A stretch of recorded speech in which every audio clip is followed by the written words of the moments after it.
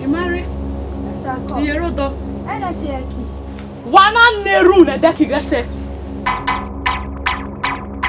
Wana neru na deki gese we bona. Oho na ire yidi.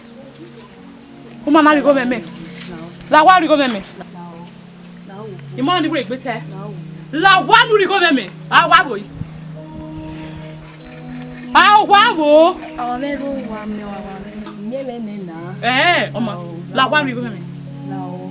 Oho na wa ga yi la o we mi. We no la wa rigo meme. We na wa mi. Rigo meme. And you boka me. Who are you boka me? Buabi. Wa go na o. Wa no box gbe na. Venu wa ju gbose. Venu wa mu gbose. O gbiyan. O gbese awe. O gbe kemi amenu wa wuwo. Sister la o na la o. La wa ni ko me. Benu wa do nele ki se be wa mu na gbose. Wa seti ya asa. Wa ya ade mi kun e. Wa ade yo. Wa ade yo. Wa regbe sike mi ho na igbu obi. La wa nu ri ko me. Ezeke.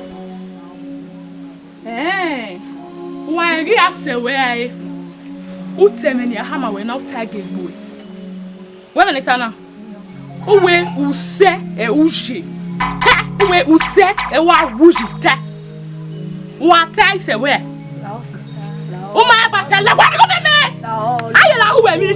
Bi ko meme. Iko agbaju ongbon. Ibi ko agbaju ohun. Ri ko meme ho na. La wa. Tag go we o bo agbo. Sa. O ma ti sa la wa agbe me na. La wa ko meme. La wa ko meme.